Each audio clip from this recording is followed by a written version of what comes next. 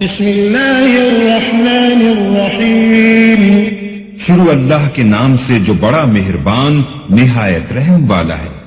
یہ ذکر پہلے آ چکا ہے کہ لوط علیہ السلام سیدنا ابراہیم علیہ السلام کے بھتیجے تھے۔ سیدنا لوط علیہ السلام کے باپ کا نام ہاران تھا، جو تارخ یعنی آزر کے بیٹے تھے۔ اللہ تعالی نے لوط علیہ السلام کا پورے قرآن میں 27 بار ذکر کیا ہے۔ یہ ذکر 14 سورتوں میں متفرق مقام پر آیا ہے۔ آپ کا والد آپ کے بچپن ہی میں فوت ہو گیا تھا، اس لیے آپ نے اپنے دادا آزر کے گھر اپنے چچا ابراہیم علیہ السلام کے ہاں پرورش پائی۔ یہی وجہ ہے کہ ابراہیم علیہ السلام کو ان سے بے حد محبت تھی۔ جس وقت پوری قوم سیدنا ابراہیم علیہ السلام کے خلاف اٹھ کھڑی ہوئی اور انہیں آگ میں ڈالا گیا، اس کٹھن وقت میں صرف لوط علیہ السلام ہی وہ شخصیت تھے جو آپ پر ایمان لا چکے تھے، جیسا کہ اللہ تعالی نے فرمایا، ان پر لوط ایمان لے آئے۔ پھر جب ابراہیم علیہ السلام نے ہجرت کی تو لوط علیہ السلام نے بھی ان کے ساتھ ہجرت کی۔ اللہ تعالی فرماتے ہیں، اور کہنے لگے کہ میں اپنے رب کی طرف ہجرت کرنے والا ہوں، وہ بڑا ہی غالب اور حکیم ہے۔ اس سے پہلے ہم ذکر کر آئے ہیں کہ جب ابراہیم علیہ السلام مصر سے فلسطین واپس چلے گئے تو آپ نے اپنے بھتیجے لوط کو سدوم بستی کی طرف بھیج دیا۔ یہ بحر مردار کے پاس ایک بستی تھی، تجارتی مرکز اور مسافروں کے لیے آرام کی جگہ تھی۔ یہ ایک کافر قوم تھی، ان میں ایک بھی مومن نہیں تھا۔ اللہ تعالی فرماتے ہیں، پس جتنے ایماندار وہاں تھے ہم نے انہیں نکال لیا، اور ہم نے وہاں مسلمانوں کا صرف ایک ہی گھر پایا۔ یہ سب لوگ کافر تھے، لوگوں میں سب سے زیادہ فاسق اور فاجر تھے۔ ان لوگوں نے ایسی برائیاں ایجاد کی کہ ان سے پہلے کائنات میں کسی نے نہ کی تھیں۔ چنانچہ اللہ فرماتے ہیں، جب لوط نے اپنی قوم سے کہا تم ایسی فحاشی اور بے حیائی کا ارتکاب کرتے ہو جو جہانوں میں تم سے پہلے کسی شخص نے نہیں کی۔ پھر اللہ فرماتے ہیں، کیا تم عورتوں کو چھوڑ کر مردوں سے حاجت پوری کرتے ہو، بلکہ تم حد سے بڑھنے والی قوم ہو۔ اس کام یعنی اغلام بازی اور جنسی بے راہ روی کو قوم لوط نے شروع کیا، لیکن بعض کہتے ہیں یہ تو فطری چیز ہے اور بعض کہتے ہیں یہ جنات سے شروع ہوئی۔ بہرحال یہ فسق و فجور اور گھناؤنا جرم اسی قوم سے شروع ہوا۔ فرشتوں کی زبانی اللہ تعالی نے فرمایا، فرشتوں نے کہا کہ ہم گناہگار قوم کی طرف بھیجے گئے ہیں۔ پھر کہنے لگے، مگر خاندان لوط کہ ہم ان سب کو تو ضرور بچا لیں گے، سوائے اس کی بیوی کے کہ ہم نے اسے رکنے اور باقی رہ جانے والوں میں مقرر کر دیا ہے۔ اسی طرح لوط علیہ السلام نے ان سے کہا، کیا تم جہان والوں میں سے مردوں کے ساتھ شہوت رانی کرتے ہو، اور تمہاری جن عورتوں کو اللہ نے تمہارا جوڑ بنایا ہے ان کو چھوڑ دیتے ہو، بلکہ تم ہو ہی حد سے گزر جانے والے۔ اللہ تعالی نے قرآن میں کتنے ہی مقامات پر اس گناہ کی برائی اور قباحت بیان فرمائی ہے، اس لیے کہ یہ نہایت سنگین اور گھناؤنا جرم ہے۔ اللہ تعالی فرماتے ہیں، اور لوط کا ذکر کر جبکہ اس نے اپنی قوم سے کہا کہ کیا باوجود دیکھنے بھالنے کے پھر بھی تم بدکاری کرتے ہو؟ یہ کیا بات ہے کہ تم عورتوں کو چھوڑ کر مردوں کے پاس شہوت سے آتے ہو؟ حق یہ ہے کہ تم بڑی ہی نادانی کر رہے ہو۔ اللہ تعالی نے اس قوم کی قبیح خصلتوں کا جتنا ذکر کیا ہے کسی اور قوم کا نہیں کیا۔ انہیں کافر، مجرم، جاہل اور حد سے بڑھنے والا کہا گیا، کہیں فضول خرچی کرنے والے اور فاسق کہا گیا۔ یہ تمام برائیاں ان میں موجود تھیں۔ اللہ تعالی فرماتے ہیں، اور لوط کو یاد کرو جب انہوں نے اپنی قوم سے کہا تم ایسی فحاشی کرتے ہو کہ تم سے پہلے کسی جہاں والے نے نہیں کی۔ کیا تم مردوں کے پاس بدفعلی کے لیے آتے ہو اور راستوں میں ڈاکے ڈالتے ہو اور مجالس میں نہایت برے کام کرتے ہو؟ یہ لوگ اس قدر خبیث تھے کہ بھری مجلس میں برے برے کام کرتے تھے۔ مثلا سب کی موجودگی میں زوردار آواز کے ساتھ ہوا خارج کرتے، پھر اپنی اس حرکت پر ہنستے۔ غرض یہ کہ برائی کی تمام تر صفات ان میں موجود تھیں۔ لوط علیہ السلام پھر بھی انہیں سمجھاتے رہے، لیکن وہ جھٹلاتے ہی رہے۔ اللہ تعالی فرماتے ہیں، قوم لوط نے پیغمبروں کو جھٹلایا جبکہ ان کے بھائی لوط نے ان سے کہا کہ تم اللہ کا خوف نہیں رکھتے۔ میں بلا شبہ تمہاری طرف امانت والا پیغمبر ہوں۔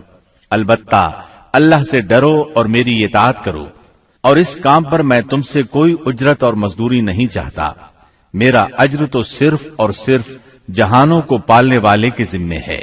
انبیاء کا مشن ہی یہ ہوتا ہے کہ تبلیغ کرتے رہیں، لہذا لوط علیہ السلام دعوت دیتے رہے، لیکن دعوت کے نتیجے میں قوم کا رد عمل کیا تھا، اللہ نے اس کا بھی ذکر کیا ہے۔ فرمایا، بس اس کی قوم کا جواب یہی ہوتا کہ اللہ کا عذاب لے آ اگر تو سچا ہے۔ اسلام دشمن اور کافر قوموں کا جواب یہی ہوتا ہے۔ قوم عاد اور قوم سمود نے بھی یہی جواب دیا تھا۔ دوسری آیت میں ہے، لوط نے انہیں ہماری پکڑ سے ڈرایا، یعنی انہوں نے کہا، اے قوم، اللہ کی پکڑ سے اور عذاب سے بچ جاؤ، محتاط ہو جاؤ، اس کی لاٹھی بے آواز ہے، لیکن وہ ڈرانے والوں سے بھی جھگڑتے ہی رہے۔ ایک اور آیت میں اللہ فرماتے ہیں، اور ان کی قوم سے کوئی جواب نہ بن پڑا بجز اس کے کہ آپس میں کہنے لگے کہ ان لوگوں کو اپنی بستی سے نکال دو، یہ پاک باز بننے کی کوشش کرتے ہیں۔ چونکہ یہ سب کے سب لوگ فحاشی، عریانی، بے حیائی، بے غیرتی، فسق و فجور اور بدکاری میں مصروف تھے، ان کے نزدیک پاکیزگی اختیار کرنا بے معنی کام بن چکا تھا۔ لوط علیہ السلام اور ان کی بیٹیوں کے علاوہ کوئی شخص پاک نہ تھا، سب کے سب غلاظت میں ڈوبے ہوئے تھے۔ چنانچہ انہوں نے لوط علیہ السلام کو اپنی بستی سے نکال باہر کرنے کا فیصلہ کیا۔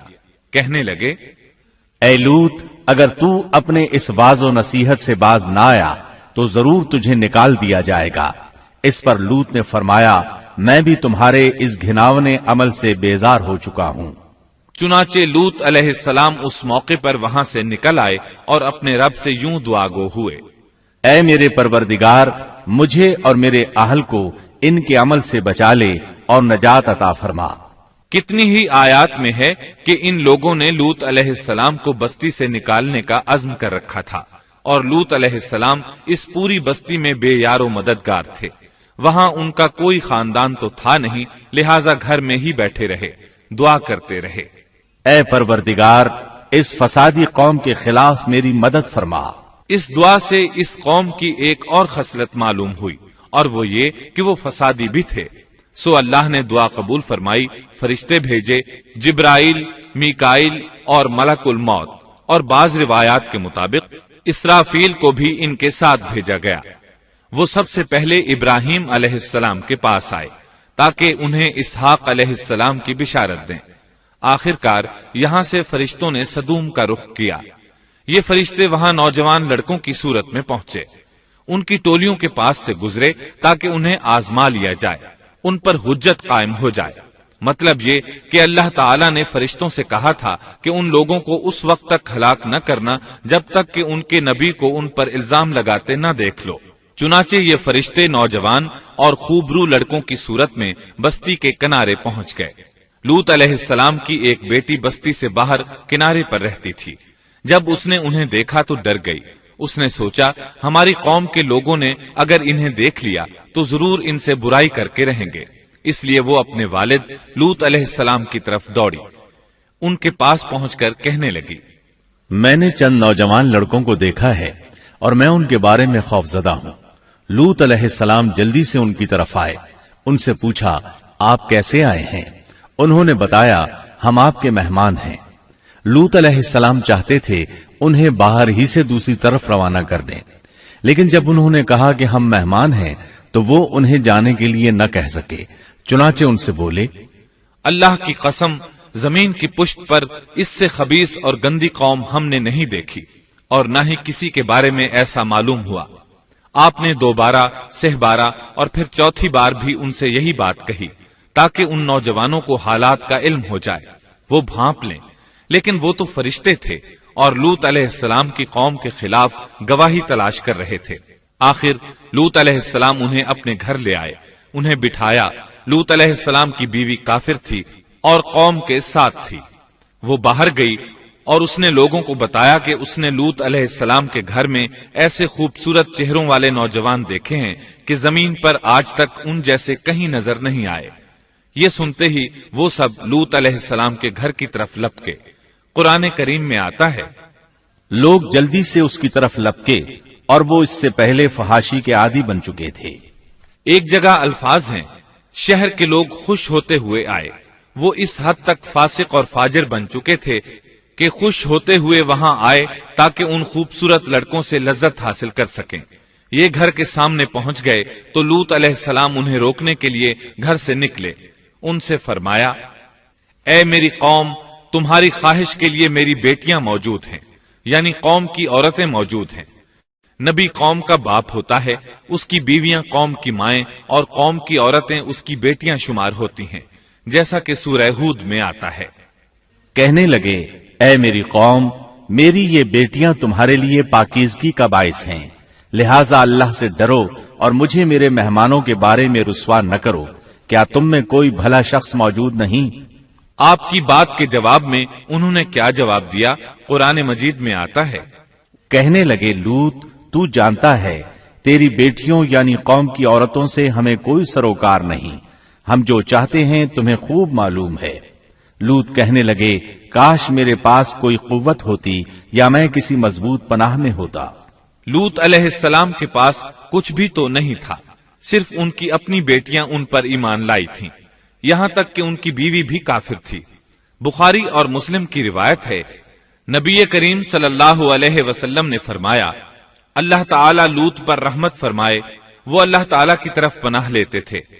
مفسرین کا کہنا ہے کہ لوط علیہ السلام کے بعد اللہ نے جو نبی بھیجا وہ کسی اونچے خاندان اور قبیلے کا چشم و چراغ ہوتا تھا جو اس کی حفاظت کرنے کے قابل ہوتا تھا۔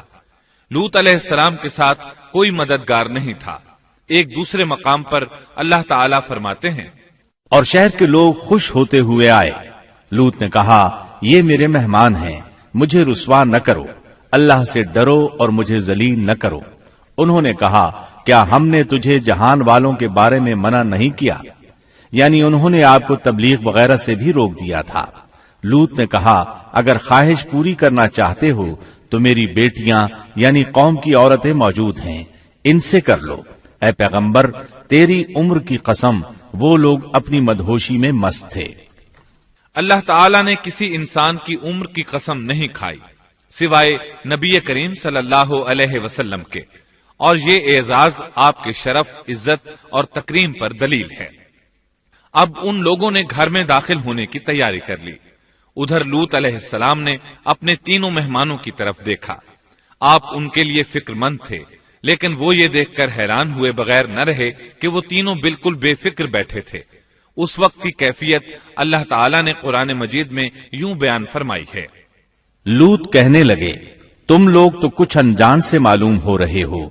اس پر وہ کہنے لگے، ہم تو تیرے پاس وہ فیصلہ لائے ہیں جس میں اس قوم کو شک تھا، اور ہم تیرے پاس حق لے کر آ چکے ہیں، اور بے شک ہم سچے ہیں۔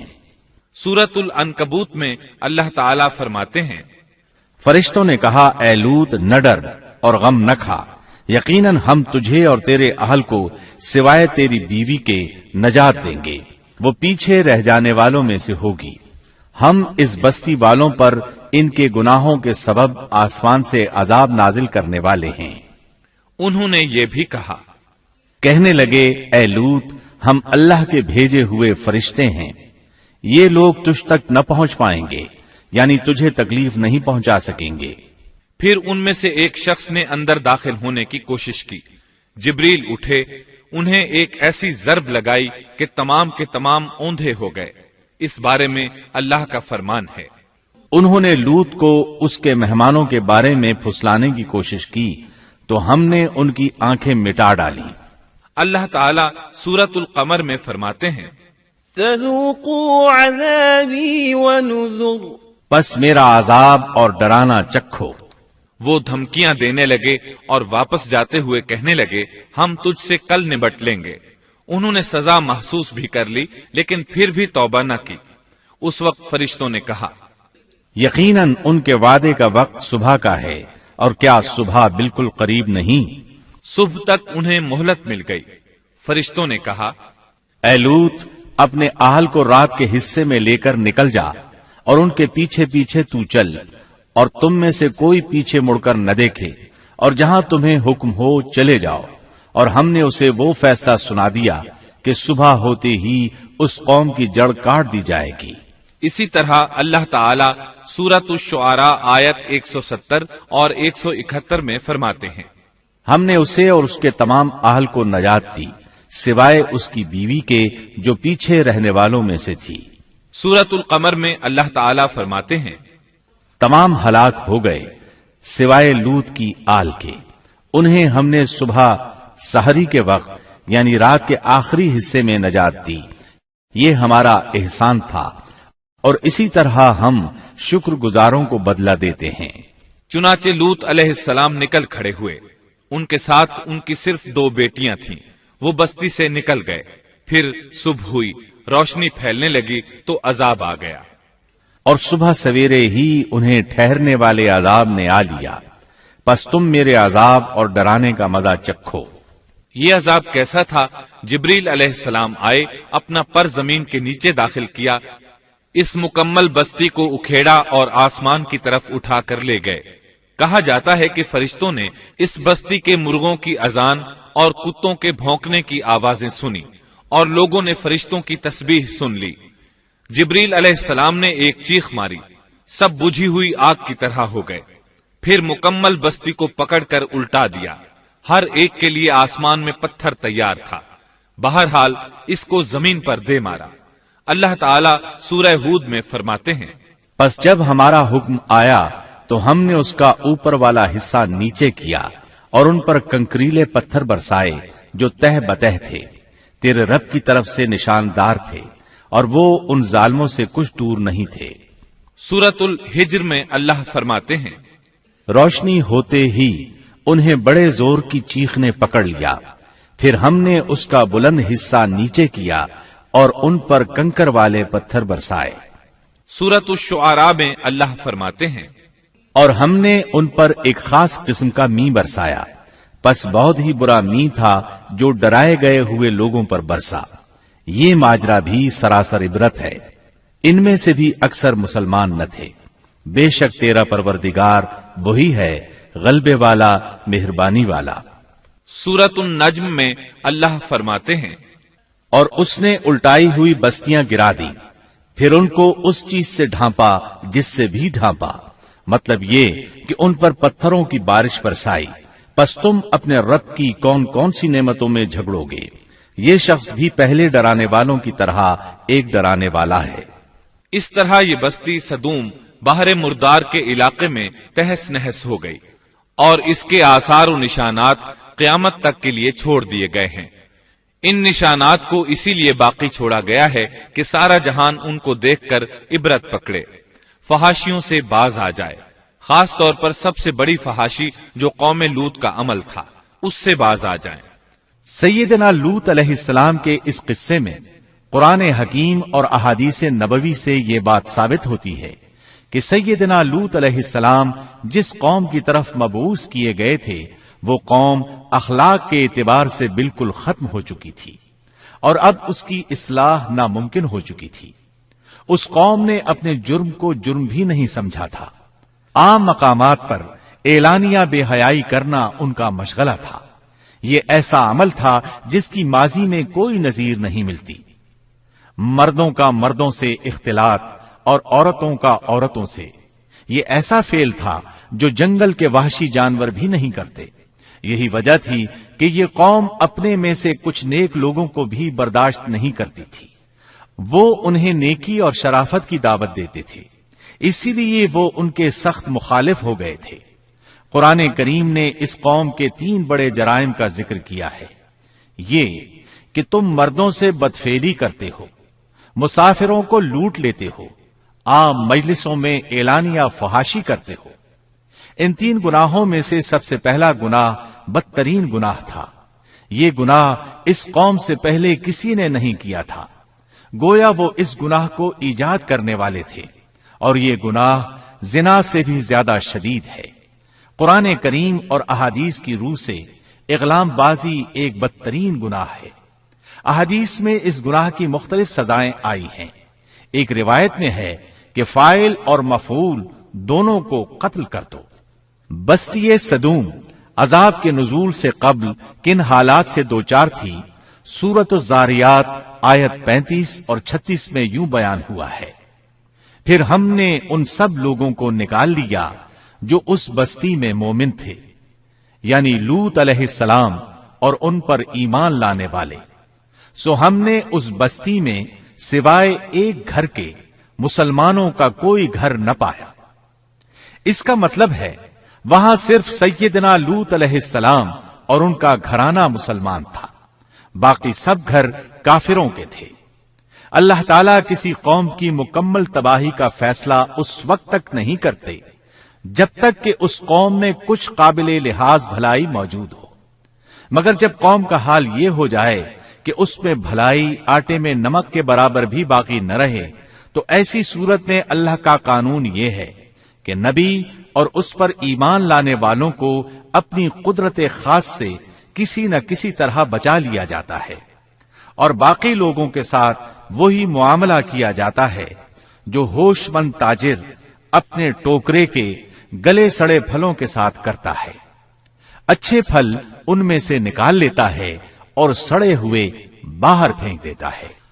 अजाब के बाद अल्लाह ताला ने उस शहर के खंडरात के बारे में सूरत ज़ारियात आयत 37 में यूं फरमाया है, इस अजाब के बाद हमने वहां बस एक निशानी उन लोगों के लिए छोड़ दी जो दर्दनाक अजाब से डरते थे। इस निशानी से मुराद बुहैरा मुर्दार है। इसका जुनूबी इलाका आज भी एक अजीम तबाही के आसार पेश कर रहा है।